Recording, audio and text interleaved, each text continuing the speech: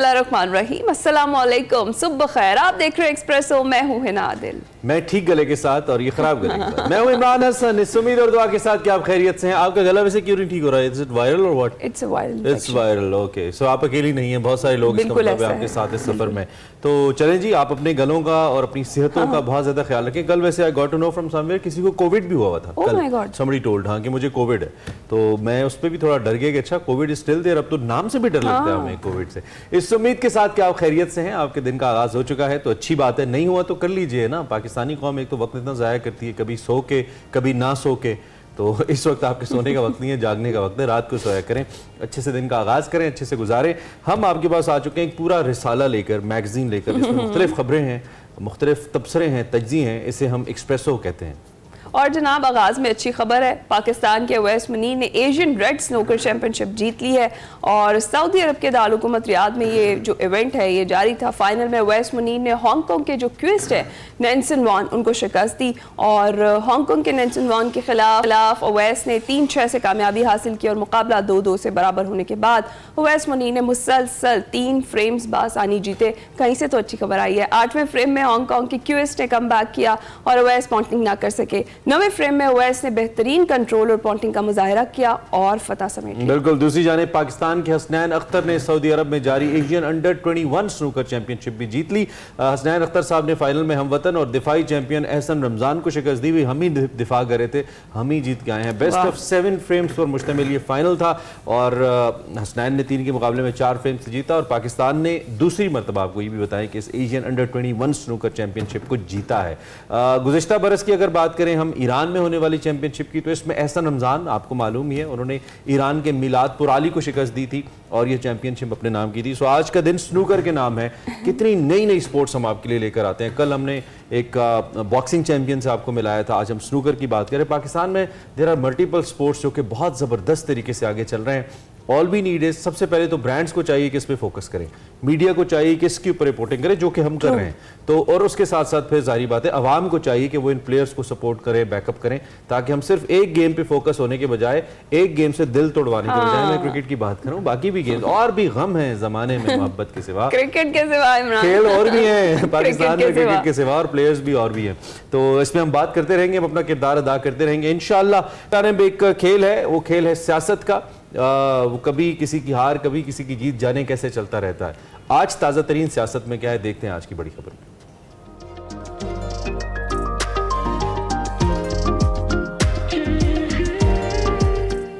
Welcome back. बात करते हैं UN working group on arbitrary detention के हवाले से, जिसने तहरीक इंसाफ के बानी की फौरी रिहाई का मुतालबा किया है। भाई बहुत बड़े एरिना से बहुत बड़ी खबरें आ रही है, यानी कि चेयरमैन तहरीक इंसाफ की रिहाई की सिफारिश तो आ रही है, जिसे कहते हैं ना, कभी अमेरिका कांग्रेस करारदाद पे पास करता है कि जो इंतखाबात हुए हैं वो ठीक नहीं है, और कभी यूएन वर्किंग ग्रुप की तरफ से जो आर्बिट्ररी डिटेंशन है उसकी तरफ से ये करारदाद आती है और ये कहा जाता है। खैर, यूएन वर्किंग ग्रुप कहता क्या है? वो ये कहता है कि जो बानी तहरीक इंसाफ हैं उनकी हिरासत बैनुल-अक़वामी क़वानीन की खिलाफ वर्जी है, उन्हें सियासी बुनियादों पर हिरासत में रखा गया है। यूएन वर्किंग ग्रुप के जारी करदा इस बयान में यह भी कहा गया है कि तहरीक इंसाफ के बानी की नज़रबंदी मनमानी है और बैनुल-अक़वामी क़वानीन की खिलाफ वर्जी है। बानी तहरीक इंसाफ तोशा खाना और साइफर केस में आपको मालूम है उनको सजाएं हुई थी, बज़ाहिर कानूनी बुनियादों के बगैर, ऐसा कहता है वर्किंग ग्रुप की हिरासत में है। और ग्रुप ये भी कहता है कि ऐसा लगता है ये केस सियासी बुनियादों पर बनाए गए हैं ताकि उन्हें सियासी मैदान में मुकाबला करने से रोका जा सके। बिल्कुल तहरीक इंसाफ का मौक़िफ़ है, वैसे तगड़ा किस्म का ऐसा ही है। और आलमी इदारे का जो ग्रुप है उसने नोट किया है कि 2024 के जो इंतखाबात थे उससे पहले पाकिस्तान तहरीक इंसाफ के अरकान को गिरफ्तार किया गया, तशद्दुद का निशाना बनाया गया और उनके जलसे जुलूस जो थे उनमें खलल डाला गया।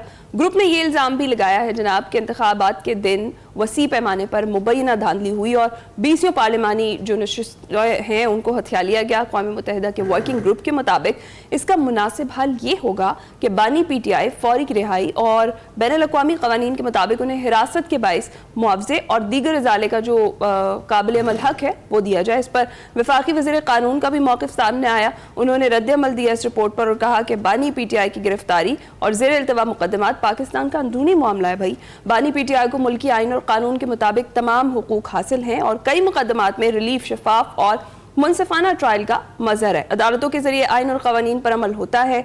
आइन, कानून और आलमी उसूलों से मावरा मुतालबा अदलिया के जो है वो मुनाफी कहलाएगा। और दूसरी जानिब तहरीक इंसाफ की खबरों पर बानी पीटीआई ने दोनों ग्रुप्स को कल 4 जुलाई को मुलाकात के लिए बुला लिया है। फॉरवर्ड ग्रुप की बात हो रही थी, इस पर भी उन्होंने क्लैरिफिकेशन दी।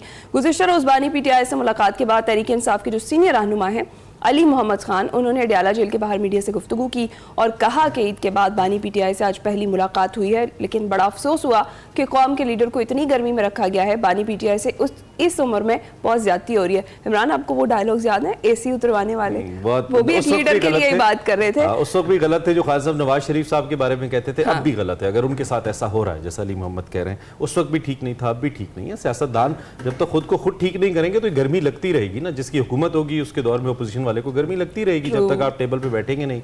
जब तक आप सियासतदानों को तालिबान आप कहेंगे हम दहशतगर्दों से मुज़ाकरात कर लेंगे, सियासतदानों से नहीं करेंगे, तो खान साहब unfortunately this is not good, but ये हो रहा है, नहीं होना चाहिए। खैर जी, हमने एक छोटा सा मंजरनामा आपके सामने रखा है। सीनियर साफी और तजियाकार इमरान मीर साहब हमारे साथ मौजूद है। बाकी का मसला हम उन पे छोड़ते हैं उनसे हम पूछते हैं जरा वो क्या सोच रहे हैं। मीर साहब गुड मॉर्निंग, कैसे हैं सर? खैरियत से?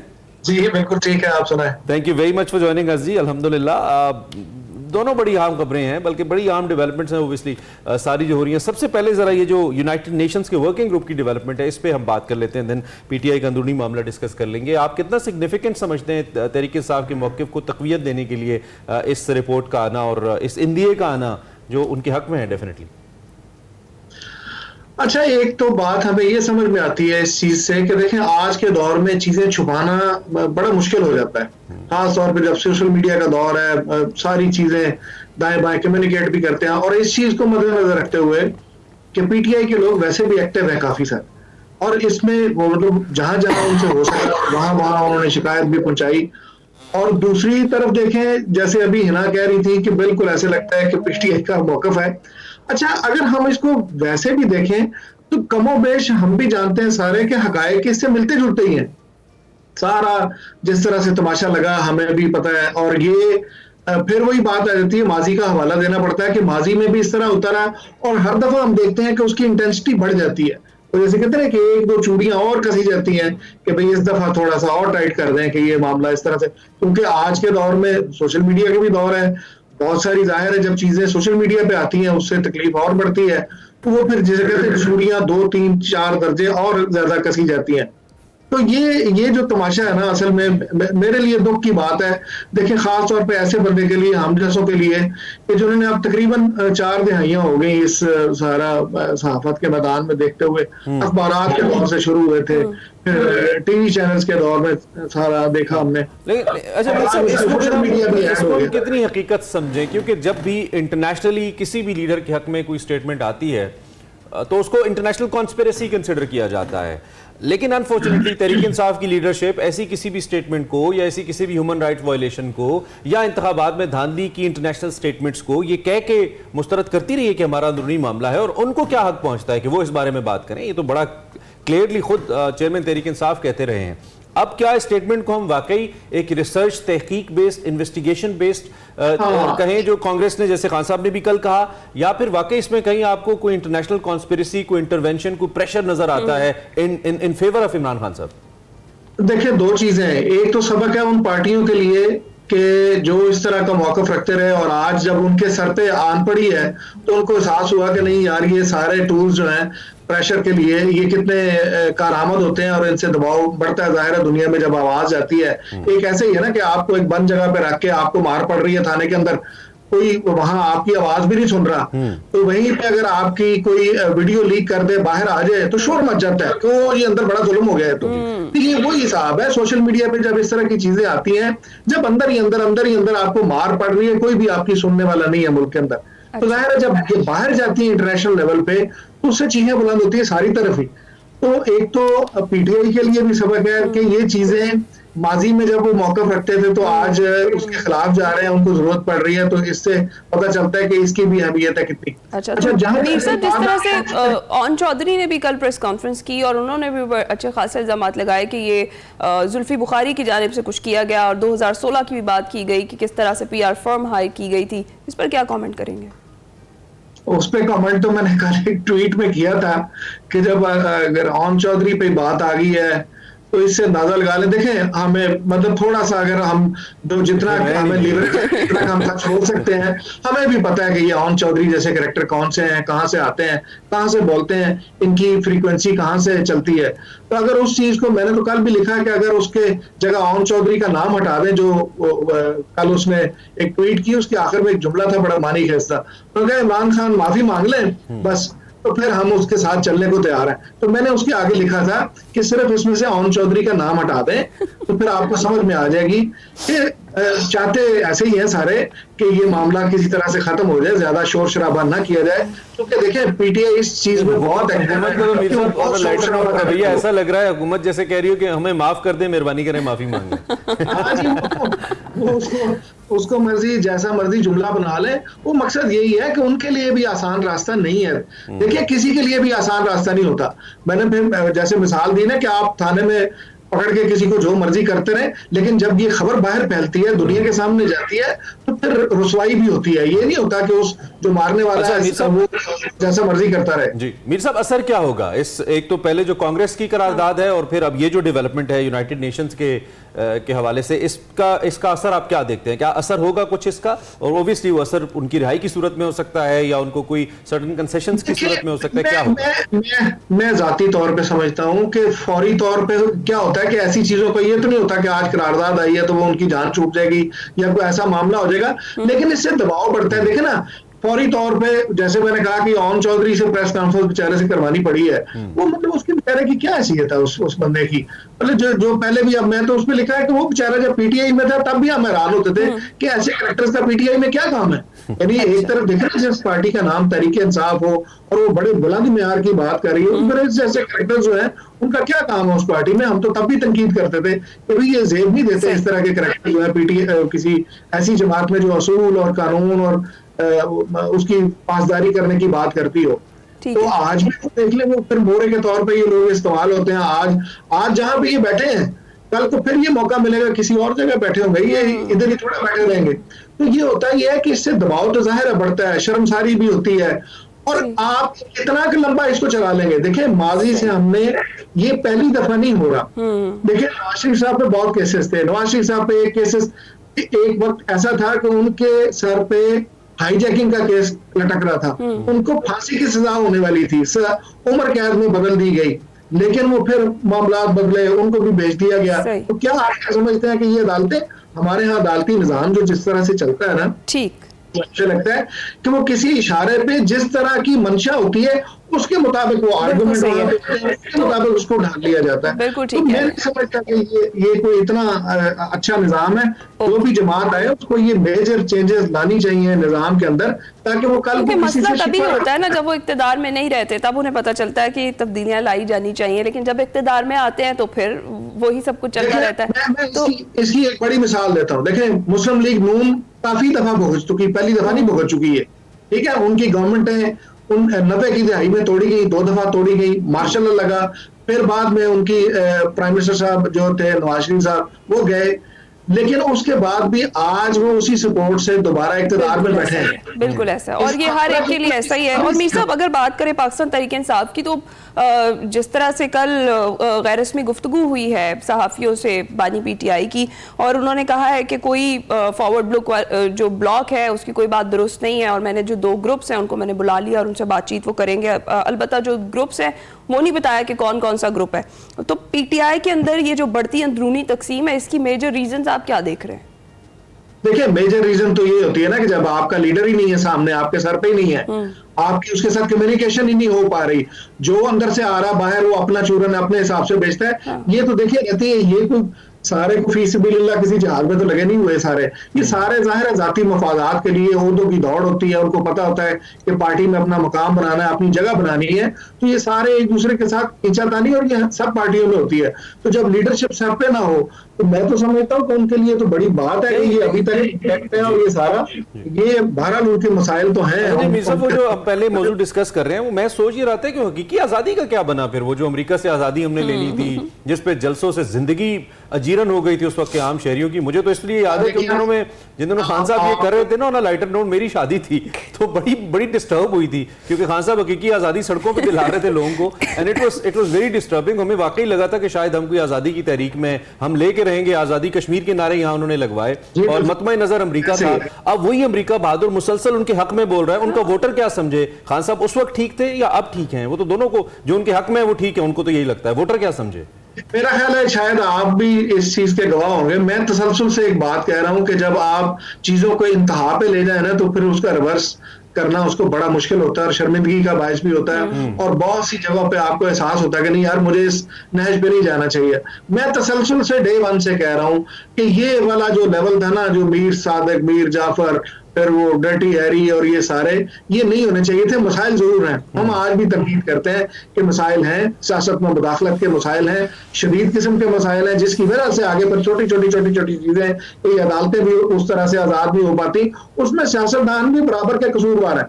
देखें, इन्हीं के कंधे पे, ये कोई चुने का थोड़ी है कि इनके कंधे पे जब बंदूक रख के चलाई जाती है, जब इनको फायदा हो रहा होता है, जब ये जजेस लगा रहे होते हैं, तो क्या आपको याद नहीं है कि किस तरह से यही आजम नजीर तारड़ साहब जो थे, वो किस तरह से प्रो एस्टेब्लिशमेंट जो जजेस थे उनके हक में ये खामोश हो गए, उन्होंने कहा ठीक है जी ये करें। तो जो जजेस का भी लगाने का तरीकाकार बना हुआ है, उसमें अपोजिशन भी है, उसमें हुकूमत भी है, तो फिर वहां तो ऐसी कोई नुमाइंदगी नहीं होती एस्टेब्लिशमेंट की। अगर आप देखें तो ऑन रिकॉर्ड तो कोई नुमाइंदगी नहीं है। इसका मतलब ये सारे लोग दबाव लेते हैं, ये मानते हैं, फिर ये चीजें ये करते हैं, क्यों करते हैं ऐसे? अच्छा, ये जो अमेरिकन इन्फ्लुएंस है कांग्रेस की तरफ से हो या फिर यूनाइटेड नेशंस की तरफ से, इसका ताल्लुक कहीं आप पाकिस्तान की मौजूदा जो मुआशी सूरत हाल है या डेवलपमेंट है, खासतौर पे सी पैक है, क्योंकि सी पैक के हम नेक्स्ट फेज के अंदर जा रहे हैं, इससे कहीं जोड़ते हैं आप? चूंकि नून लीग की क़यादत इससे जोड़ती है, वो सारी बातें बराह रास्त तो नहीं कह सकते। अमेरिका हमारा सबसे बड़ा ट्रेडिंग पार्टनर भी है। आज मैं पढ़ रहा था कि हमारी एक्सपोर्ट्स जो हाईएस्ट हैं इस वक्त वो अमेरिका के साथ ही हैं, तो obviously they can not do that. लेकिन कहीं ना कहीं आपको कोई लिंक नजर आता है कि जब सी पैक के ऊपर प्रोग्रेस थोड़ी सी तेज होती है या कोई डेवलपमेंट होती है, तो कोई ना कोई ऐसी स्टेटमेंट आती है जिसका डायरेक्ट लिंक पाकिस्तान के पॉलिटिकल सिस्टम या सिक्योरिटी सिस्टम के साथ होता है, and it comes from the highest place. तो इसको आप देखते हैं ऐसा? जी, अब जब आपने पहले भी सवाल किया था ना कि इसमें कॉन्स्पिरेसी क्या है, अच्छा इसमें कॉन्स्पिरेसी का लफ्ज चले निकाल दें। होता क्या है कि ये आलमी ताकतें जितनी भी हैं, ये हम जैसे मुल्कों को काबू में रखने के लिए, या इसके लफ्ज जिसे पंजाबी में कहते हैं कैंडे में रखने के लिए ना, दबाव तो इस्तेमाल करते हैं, इसमें तो कोई शुबा ही नहीं है ना। देखें, जब ये इमरान खान साहब का भी मामला शुरू हुआ था, साइफर की बात इस हद तक तो सही थी कि डोनाल्ड ट्रम्प ने मैसेज दिया कि जनाब ये इसको ठीक करें, अदरवाइज जो है ना मामला ठीक नहीं रहेंगे। इस हद तक तो देखें ना, वो बात तो हमारी कौमी सलामती कमेटी ने भी मांगी, डिमाश भी हुआ, सारा कुछ हुआ, यहाँ तक तो ठीक थी। वो आगे बात अलग है कि वो साजिश थी या नहीं थी, लेकिन तभी तो उन्होंने की। तो इसका मतलब है कि ये जो बड़ी ताकतें हैं, खास तौर पे अमेरिका जो है, वो दबाव तो डालता है हुकूमतों पे, और वो इस तरह की जब चीजें होती हैं तो वो उसको बतौर टूल इस्तेमाल करते हैं, और बहुत सारी चीजें अपना वो करने के लिए और दुरुस्त करने के लिए वो इस्तेमाल करते हैं कि अच्छा ठीक है, मिसाल के तौर पे IMF की किस्त रिलीज होनी है, तो मैं जाती तौर पे समझता हूँ कि इसके अंदर भी पीछे वो इन्फ्लुएंस दबाव इस्तेमाल होता होगा, कहीं ना कहीं वो अंगूठा रखते होंगे कि नहीं भाई जरा थोड़ा सा टाइट करें ना इनको, इनसे ये वाली शिकायत बनवाएं, इनसे ये वाली कराएं, ये वाली चीजें कराएं। तो लास्ट 1 मिनट लास्ट क्वेश्चन मेरा, आपने कहा कि प्रेशर तो आता है जब इंटरनेशनली इतनी बड़ी कोई डेवलपमेंट होती है, तो प्रेशर तो आता है, सारी बात है, मीडिया में चीज़ें जाती हैं, और जिस तरह का मतन है इस मौजूदा रिपोर्ट का, वो तो बड़ा ही पाकिस्तान के हक में नहीं है, जिसमें लग रहा है कि ह्यूमन राइट्स की बड़ी स्ट्रॉन्ग वायलेशंस हो रही हैं। तो आप ये बताइए कि असल प्रेशर क्या पाकिस्तान की मौजूदा पॉलिटिकल सेटअप यानी कि गवर्नमेंट पे आ रहा है या पाकिस्तान की एस्टैब्लिशमेंट पे आ रहा है? लास्ट सवाल। देखिए, एस्टेब्लिशमेंट तो सामने फेस पे नहीं है ना। देखिए, सारा जो गंद है अपने सर लिया है, वो तो जो मौजूदा हुकूमत है उन्होंने अपने सर लिया ना। एस्टेब्लिशमेंट तो पीछे होके कह रही है कि हमारा सियासत से कोई ताल्लुक नहीं है, लेकिन ये सारा फिर गंद जो है, जो सामने हुकूमत होती है, उसको अपने सर लेना ना। तो उन्होंने बखुशी अपने सीने पे लेना ये गवारा किया है, और ये माजी में भी इस तरह से मुझे समटाइम हमारी पॉलिटिक्स से बड़ी तकलीफ होती है कि हमारी सियासी जमातें माजी से कभी सबक नहीं सीखती। और जितना ये गंद है ये अपने सर लेती हैं फिर ये, ठीक है। मतलब ये कभी बात नहीं करती कि भाई ये हमें गंद नहीं लेना, ये एक लिमिट है, इससे आगे नहीं जाना, लेकिन ये लेते तो भुगतेंगे ये सारे, ये भी भुगतेंगे। ठीक है चलें, थैंक यू वेरी मच, बहुत शुक्रिया, आपने इतनी गर्मी के अंदर गर्मा गर्म तजिया हमारे सामने रखा। आज वैसे मौसम गर्म और मरतूब रहने वाला है पाकिस्तान के दीगर इलाकों में। आज शुरू में हमने बात नहीं की ना, इसलिए बोल रहे हैं। इससे पहले कि ब्रेक लें, there is an important development, मुझे बड़ी अच्छी लगी है डेवलपमेंट कि for the first time in the history judicial commission ने जस्टिस आलिया नीलम साहिबा जो हैं उनको chief justice Lahore high court के लिए उनके नाम की मंजूरी दे दी है। चीफ जस्टिस काजी फायज ईसा की ज़ेर सदारत गुज़िश्ता रोज़ जुडिशल कमीशन का इजलास हुआ, इसमें जस्टिस आलिया नीलम साहिबा को chief justice Lahore high court मुकर्रर करने की मंजूरी दी गई। सो आई थिंक पाकिस्तान के अंदर ख़वातीन के लिए, उनके मुस्तकबिल के लिए और उनकी वर्किंग क्लास के अंदर प्रेजेंस के लिए बहुत सिग्निफिकेंट डेवलपमेंट है। जस्टिस आलिया नीलम की नाम की जो मंजूरी है ये मुत्तफ़िक़ा तौर पर दी गई। जी ऐसा ही है, पार्लिमानी कमेटी से मंजूरी के बाद अब वो लाहौर हाई कोर्ट की पहली खातून चीफ जस्टिस होंगी। और जस्टिस आलिया नीलम के हवाले से अगर आपको बताएं तो 12 नवंबर को 1966 में वो पैदा हुई और 1995 में उन्होंने पंजाब यूनिवर्सिटी से LLB की डिग्री हासिल की। और जस्टिस आलिया नीलम ने 1 फरवरी 1996 को बतौर वकील प्रैक्टिस का आगाज़ किया और 2008 में सुप्रीम कोर्ट की वकील बनी। 2013 में लाहौर हाई कोर्ट के एडहॉक जज के तौर पर तैनात भी हुई और 2015 में हाई कोर्ट की वो मुस्तकिल जज बन गई थी और अब वो चीफ जस्टिस कोर्ट बन चुकी है। वेरी इंस्पिरेशनल जर्नी, हमारी बहुत सारी बेस्ट विशेस हैं चीफ जस्टिस साहिबा के लिए कि वो बहुत अच्छे से काम करें और उनकी आमद से और ज़्यादा बेहतरी आए सभी इदारों के अंदर। So all our best wishes. इस नोट के ऊपर ब्रेक लेते हैं, ब्रेक के बाद आते हैं।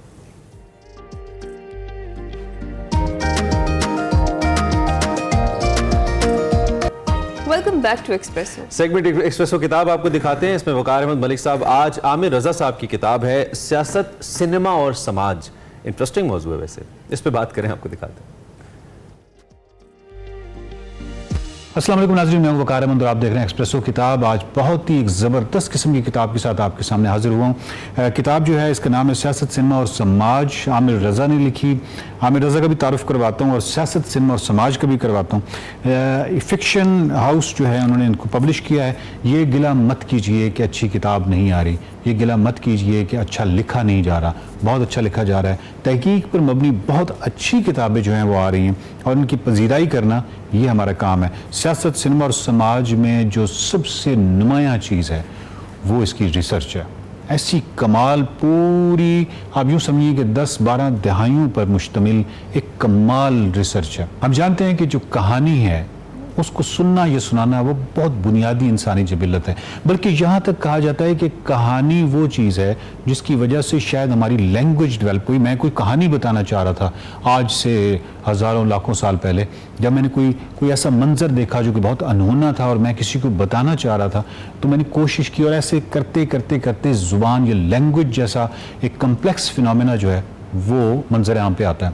तो कहानी जो है वो बहुत ही एक बुनियादी चीज़ है। आप बच्चे को भी देखें तो वो कहानी जो है वो सुनना चाहता है और उसी के साथ उसको नींद भी आती है और उसी के साथ वो पीस में जाता है और यही चीज़ जो है वो पूरी ज़िंदगी हमारे साथ रहती है। और ये कहानी जो है इसको सुनाने की कई जहतें या डायमेंशंस जो है वो चेंज होती रहती हैं। फिल्म जो है वो बहुत ही एक अहम ज़रिया है इस हवाले से, कहानी सुनाने के हवाले से, और जितना वो अहम ज़रिया है इतना ही उसका सोशल इम्पैक्ट या उसके जो समाजी असरात हैं वो बहुत गहरे हैं। इस फिल्म से कहानी जो सुनाई जा रही है वो सिर्फ कहानी नहीं है, उससे नए सियासी नज़रियात जो हैं वो वज़ा हो रहे हैं। जो नज़रियात रियासतें चाहती हैं कि वो प्रिवेल करें या वो फैलें, इस हवाले से फ़िल्म जो है वो एक बहुत ही अहम ज़रिए की सूरत में सामने आती है। फिर हमने फ़िल्म को एक दरसगाह के हवाले से भी देखा है कि उससे कितनी ज़्यादा लर्निंग है। फिर हमने फ़िल्म को इस हवाले से देखा है कि कमाल ज़रिया है जिसने जोग्राफियाई सिर्फ जो सरहदें हैं या जोग्राफियाई जो फासले हैं न सिर्फ उसको कम किया है बल्कि तअस्सुबात को कम किया है। यानी एक तो तअस्सुबात है कि आपने इंटेंशनली किसी भी फिल्म को, इस मीडियम को तअस्सुबात उभारने के लिए या ज़्यादा करने के लिए इस्तेमाल किया, किसी और मुल्क, किसी और कौम, किसी और नस्ल, किसी और मज़हब को अपने अंदाज से पेश करके और हक़ाइक़ को मसख किया, वो तो एक अलग बात है। लेकिन अदरवाइज़ जनरली फ़िल्म जो है उसने तअस्सुबात को कम किया है। आपको आइडिया होगा कि अच्छा दूसरे लोग भी जो हैं या दूसरी नस्ल के लोग भी जो हैं वो भी बिल्कुल हमारी तरह हैं, हमारी तरह सोचते हैं। तो फिल्म इस तौर पे भी बहुत ही ज़बरदस्त एक चीज़ साबित हुई। आमिर रज़ा ने इसमें किया ये है कि एक कमाल रिसर्च की है कि सियासत, सिनेमा और समाज का जो आपस में जो गहरा ताल्लुक है और सियासत के सिनेमा और सिनेमा के समाज पर असरात का तनकीदी मुताला किया। और इसमें सिर्फ ये नहीं है कि वो सिर्फ अपने खित्ते तक महदूद रहे हैं, बल्कि इन्होंने पिछले 10 दहाइयों में मुकम्मल सिनेमा का इहाता किया है। और उसमें चाहे रशियन है, चाहे हॉलीवुड है, चाहे पोलैंड है, चाहे इंडिया है, और इंडिया का भी जिस तरीके से इन्होंने डेकेड वाइज यानी 1920 की दहाई, फिर 30 की दहाई, 40 की दहाई, और किस तरीके से यहाँ पे फिल्म बन रही थी और कैसे बरतानवी हुकूमत जो है वो उन पे पाबंदी लगाया करती थी।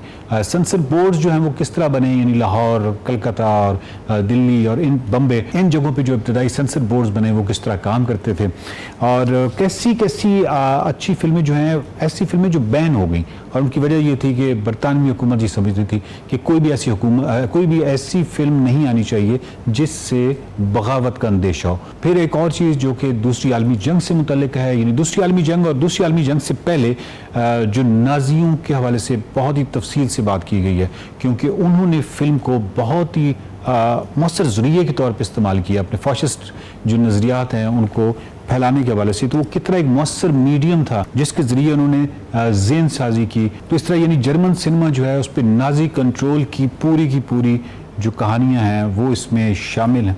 फिर उसके बाद जो सर्द जंग स्टार्ट होती है और दूसरी आलमी जंग के बाद का जो मंजरनामा है वो बहुत ही ज़बरदस्त किस्म का है। ये तमाम चीज़ें उन्होंने, पोलैंड मुखालिफ जो फिल्में हैं वो किस तरह बनी और कौन सी थी, सोवियत मुखालिफ फिल्में हैं वो किस तरह बनी और कैसे, और इसी तरह जो बरतानिया मुखालिफ फिल्में जो हैं वो किस तरह बनती थी और कैसे ज़ेन साजी की जाती थी, एजेंडा सेटिंग थ्योरी क्या है। और फिर सबसे बड़ी बात यह है कि इस मीडियम को इस्तेमाल करते हुए ये तरीका अपनाया गया कि अवाम को, मैसेज को ये बताना है, यानी उनको ये नहीं करेंगे क्या सोचना है, बल्कि उनको इस तरीके से उनकी आदत डालनी है कि कैसे सोचना है। तो ये वो चीज़ है एजेंडा सेटिंग थ्योरी। और फिर उसके बाद ये एजेंडा सेटिंग थ्योरी जितने भी जहाँ पे तालीमी सतह या तालीमी मेयार कम है वहाँ पे ये ज़्यादा मौसर तौर पे काम करती हैं, और किस तरीके से मुख्तलिफ जगहों पे जो सियासी नज़रियात हैं या सियासी तहरीकें हैं उनकी बुनियादों में जो मूवीज़ का बहुत अहम किरदार है वो क्या है। सबसे अच्छा ये है कि पाकिस्तान के सिनेमा को बहुत अच्छी तरीके से इसमें बताया गया है कि उसका जो जवाल है, उसके जवाल के जो असबाब हैं वो क्या थे।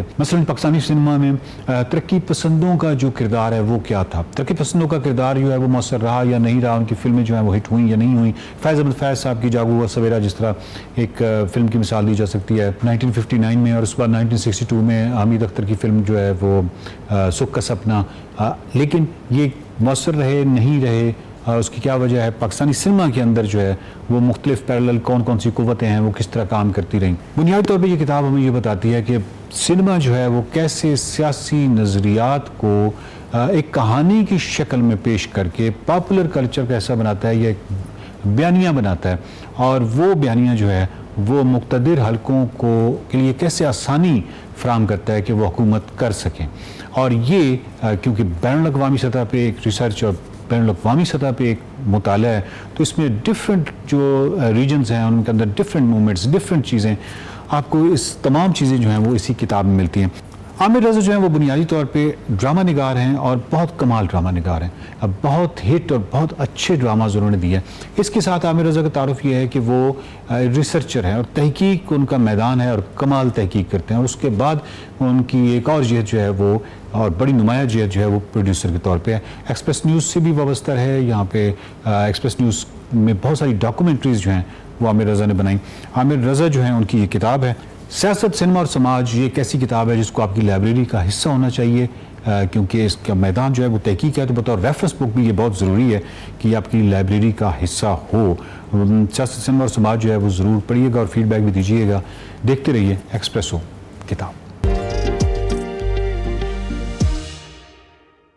Welcome back to Expresso. अब आपकी मुलाकात करवाते हैं एक्सप्रेसो हीरो से, जिन्होंने चिल्ड्रन ऑफ एशिया गेम्स के मैच रेसलिंग इवेंट में भारत के खिलाड़ी को हराकर ब्रॉन्ज मेडल अपने नाम किया है, और ये है जनाब शहीद तारिक। रूस में जारी मुकाबलों में ये पाकिस्तान का पहला मेडल है, और शहीद तारिक ने मैच रेसलिंग के इवेंट के पहले मैच में भारत के खिलाड़ी को 2-0 से हराया। पाकिस्तानी खिलाड़ी ने दूसरे मैच में मंगोलिया के प्लेयर को भी 2-0 से ही मात दी। शहीद तारिक का तीसरा मैच रूसी खिलाड़ी से था, जिसमें वो सनसनीखेज मुकाबले के बाद 2-1 से शिकस्त खा गए। मैच में नाकामी के बाद शहीर तारिक ब्रॉन्ज मेडल के हकदार करार पाए हैं। मजीद बात शहीर से ही कर लेते हैं। शहीर से कर लेते हैं जो all the way live from Russia हमें ज्वाइन कर रहे हैं इस वक्त भी, आई थिंक अपने प्लेइंग सर्कल के अंदर हैं जहां पे भी हैं। Thank you very much Shaheer for joining us. कितना ज़बरदस्त है आपके लिए, आप पाकिस्तान से गए, पाकिस्तान का झंडा पहनकर आपने न सिर्फ पाकिस्तान को रिप्रेजेंट किया बल्कि अनबिलीवेबल आपने ब्रॉन्ज मेडल भी जीत लिया, मुसलसल पहले 2 मैचेस जीत लिए। हाउ इट हैपेंड शहीर, ये कैसे हुआ? मैंने इसके लिए अल्हम्दुलिल्लाह बहुत ज़्यादा मेहनत की है। 3 महीने इसके लिए मैंने मेहनत की है और मैं स्कूल भी जाता था और ये क्लब भी जाता था और ये बहुत मुश्किल था और मैंने फिर भी बहुत ज़्यादा मेहनत की, दिल लगाकर ये बहुत ज़्यादा मेहनत की है मैंने इसके लिए। ऑफ कोर्स मेहनत के बगैर तो ये मुमकिन नहीं है और अल्हम्दुलिल्लाह कि आपकी मेहनत को रंग लगाया, आपने फाइट्स जीती हैं। आपकी एज क्या है और कब से आप खेल रहे हैं मैच रेसलिंग? मुझे तो साल हो गया ये मास रेसलिंग खेलते हुए, मेरी एज अभी 14 ईयर है। अच्छा, टू यंग। तो अच्छा कैसा फील हुआ शहीर, खास तौर पे जब हम देखते हैं इंडिया के प्लेयर को जब शिकस्त देते हैं तो फिर फीलिंग्स कुछ अलग ही होती हैं। आप बताएं कैसा महसूस किया? मुझे बहुत अच्छा महसूस हुआ, मैं इंडिया से जीता और ये मुझे बहुत अच्छा लगा, मुझे बहुत खुशी है कि मैं इंडिया को हरा के और मंगोलिया को भी हरा के मैंने ये मेडल विन किया है। तो जब आपका पहला मुकाबला इंडिया के प्लेयर के साथ था, क्या माइंडसेट था? क्योंकि इंटरनेशनली जब आप कंपटीशन में जा रहे होते हैं, मैं हमेशा कहता हूं कि इंटरनेशनल कंपटीशन का प्रेशर अपना होता है, चाहे आप नेशनल चैंपियन क्यों नहीं हो। क्या माइंडसेट था उस वक्त? मेरे पे प्रेशर तो जरूर था और मुझे इंडिया के साथ मैच है और मैंने दिल लगाकर खेला और मैं अल्हम्दुलिल्लाह इंडिया से जीत गया। ठीक है, थोड़ा सा हमें इस गेम के रूल्स तो समझाएं क्योंकि बहुत से हमारे देखने वालों को नहीं पता। हम आपसे पहले कई मैच रेसलिंग प्लेयर से, चैंपियन से इनफैक्ट बात कर चुके हैं, लेकिन मैं चाहता हूं आप थोड़ा सा बताएं गेम कैसे खेला जाता है, इस पे पॉइंट्स कैसे मिलते हैं? ये गेम दरमियान में एक बोर्ड होता है, उधर मुखालिफ वाला बैठता है, इधर दूसरा बैठता है और स्टिक होती है, उसको पकड़ना होता है दोनों प्लेयर्स ने और ये बेस्ट ऑफ 3 होता है और इसमें तकनीक्स और वगैरह ये सब कुछ होता है और ये बहुत मेहनत का काम है। अच्छा, तो मुझे ये बताएं कि इसकी ट्रेनिंग जो है आप वो कैसे करते हैं? कोई कोचेस के थ्रू आप करते हैं या प्रोफेशनल ट्रेनर आपने हायर किए हुए होते हैं? नहीं, मुझे ट्रेनिंग मेरे कोच मोहम्मद साद ने दी है, उन्होंने मुझे बहुत अच्छी ट्रेनिंग दी है। अच्छा, नहीं कोच तो आपने अच्छी ट्रेनिंग उन्होंने दी है तो आपने अंदाजा खेला। सुना है कोई हुकूमत ने आपको भी कोई मदद नहीं की, आप यहाँ तक क्या अपने खर्चे पे गए हो शहीर या कैसे गए यहाँ पे? तो बड़ा खर्चा हुआ होगा आपका।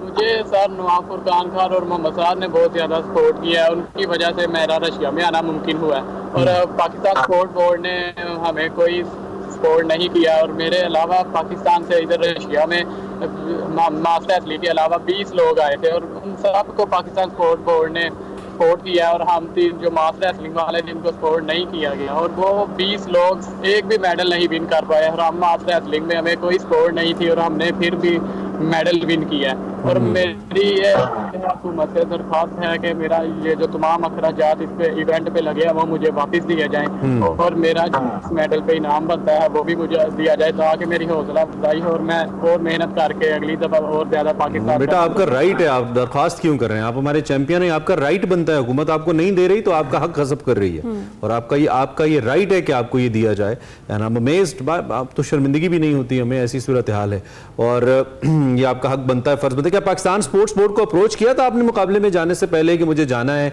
इस कंपटीशन में हिस्सा लेना है? उन्होंने कोई जवाब दिया? उनसे कहा था कि मैंने जाना है और पाकिस्तान स्पोर्ट बोर्ड से अपील की थी कि उन्होंने कोई सपोर्ट नहीं किया इस मास रेसलिंग को। अच्छा, तो मेडल जीतने के बाद भी कोई राब्ता नहीं किया उन्होंने आपसे? मेडल विन किया और बाकी सारे वो 20 लोग वो भी हार गए और उसके बावजूद भी उन्होंने कोई राब्ता नहीं किया। Shameful Pakistan sports board. अगर आप एक अपने प्लेयर को जो कि इस वक्त लाइव हमारे साथ नेशनल टेलीविजन पे बैठे हैं, जो पाकिस्तान के लिए ब्रॉन्ज मेडल विन कर चुके हैं, उनको आपकी कोई सपोर्ट नहीं है, तो ऐसे इदारे मतलब हैरानी होती है एग्जिस्ट क्यों कर रहे हैं? हम डेली इमरान इसी मौजू पे बात जी जी, मतलब हमारे डेली बेसिस पे अचीवमेंट्स इतनी ज्यादा हैं, अपने तौर पे लोग इतनी अचीवमेंट्स कर रहे हैं, ये बच्चे जाके नहीं है उन्हें। बहुत अफसोसनाक है। हमारी बेस्ट विशेस हैं और हमारी दुआएं हैं शहीर के आप आगे बढ़े। मुझे बताइए कि बैनुल अक़वामी सतह पे मैच रेसलिंग का क्या फ्यूचर है? क्या ये एक ऐसी गेम है जो पाकिस्तान के नाम को बहुत ऊपर लेके जा सकती है? लोग इसको दुनिया में फॉलो करते हैं? थोड़ा सा हमें बताइए इस बारे में। ये पहले किसी को नहीं था पता और अभी ये बहुत ज़्यादा पॉपुलर हो चुकी है। पाकिस्तान के पास बहुत ज़्यादा मेडल्स हैं इसमें और ये बहुत पॉपुलर हो चुकी है। पाकिस्तान को ये बहुत ज़्यादा आगे ले जा सकती है अगर इसको सपोर्ट किया जाए। इसको सपोर्ट नहीं किया जा रहा और फिर भी ये मेडल विन कर रही है और जिनको सपोर्ट किया जा रहा है वो हार रहे हैं, फिर भी इसको सपोर्ट नहीं किया जा रहा। बिल्कुल सपोर्ट किया जाना चाहिए, हम आपके साथ हैं और हम बड़े फ़ख्र महसूस करते हैं आपके ऊपर कि बगैर सपोर्ट के आप इधर तक पहुंचे, आपने मेडल जीता, पाकिस्तान का नाम रोशन किया है। क्विकली मुझे बताएंगे कि फ्यूचर गोल्स क्या हैं और आगे कौन से ऐसे कंपटीशन हैं जिनमें आपने पार्टिसिपेट करना है, जिनकी तैयारी आप कर रहे हैं? आगे जो भी इवेंट आएगा इंशाल्लाह मैं खेलूंगा और इसके लिए मैं ज़्यादा मेहनत करूंगा। इस दफ़ा मैं ब्रॉन्ज मेडल जीतूंगा, अगली दफ़ा मैं और ज़्यादा मेहनत करके इंशाल्लाह मैं अगली दफ़ा गोल्ड मेडल विन करूंगा। इंशाल्लाह मेडल्स की तो बात ही नहीं है यार, आपने जो कर दिया वो कमाल है। आप जीते रहें और ऐसे ही अपने लिए, कौम के लिए अपने तौर पे मेहनत करते रहें, रुकिएगा नहीं। हमें पता है कि आप बहुत चैलेंजेस का शिकार हैं और उम्मीद ना रखिएगा कम से कम इन इदारों से कि वो आपको सपोर्ट करें। हमें तो नहीं है, अब तो हम तोड़ चुके हैं उम्मीद, इतने अरसे से ये बात करें। लेकिन Shahid, we are so proud of you. आपके वालिदैन, आपके असातिज़ा, आपके कोचेस, आपके जिन जिन लोगों ने आपको सपोर्ट किया, आपके स्पॉन्सर्स बहुत खिराज तहसीन के मुस्तहिक है। थैंक यू वेरी मच, आप हमारे साथ मौजूद रहे। और अल्टीमेट बात तो ये कि अगर नेशनल टेलीविजन पे कोई एथलीट, कोई प्लेयर आके ये शिकवा कर देना कि मुझे सपोर्ट नहीं मिली, बजाय इसके कि उसको उसकी हिम्मत बंधाई जाए, उसे टारगेट किया जाता है कि आइंदा मुकाबले में इसको भेजो ही नहीं, इतना ना ही काट दो लिस्ट दे। इस तरह का बिहेवियर है, कब तक करेंगे? फिर यही रहेंगे, इसी गोल दायरे में घूमते रहेंगे जहां पे हमें बच्चे हमारे बहरहाल कमाल करें, बच्चे बच्चियां दुनिया भर में पाकिस्तान का नाम रोशन कर रहे हैं, लेकिन अपने तय कर रहे हैं, कोई सपोर्ट उनके पास अनफॉर्चुनेटली नहीं। ऐसा ही है। ब्रेक पर जाने से पहले एक और अपडेट है, वो भी शामिल कर लेते हैं। वज़ीर आज़म शहबाज शरीफ जो हैं वो 2 रोज़ा दौरे पर ताजिकिस्तान में मौजूद हैं और शहबाज शरीफ और ताजिक सदर इमाम अली रहमान ने मुख्तलिफ जो शोबे हैं उनमें वफामती याददाश्तों पर दस्तखत किए। दोनों रहनुमाओं ने मुश्तरका न्यूज़ कॉन्फ्रेंस भी की। शहबाज शरीफ का यह कहना है कि ताजिकिस्तान के साथ मुफाहमती याददाश्तों पर दस्तखत से दो तरफा जो ताल्लुकात हैं वो मजीद मजबूत। बिल्कुल, और दोनों मुल्कों के दरमियान जो मुख्तलिफ समझौते हैं इन पर दस्तखत से ताउन की नई राहें खुलेंगी।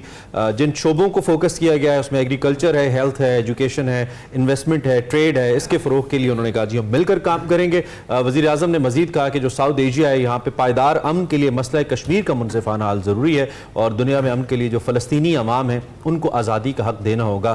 जो वज़ीर आज़म शहबाज शरीफ का ये विजिट है बड़ा इंपॉर्टेंट है। आज काज़ाकिस्तान में जो शंघाई ताउन तंजीम है और SCO प्लस के सरबराही इजलास में शरीक होना है, उन्होंने खिताब भी करना है इस पर पाकिस्तान के और आई बिलीव जो क्लाइमेट चेंज के मसाइल इस पर भी बात करेंगे। सो देखते हैं कि क्या आज मौक़िफ़ होता है, क्या मतन होता है आज का। पहले इंपॉर्टेंट विजिट है, अल्लाह करे कुछ अच्छी खबरें पाकिस्तान के लिए सतह पे भी आएँ। एक ब्रेक लेते हैं, वापस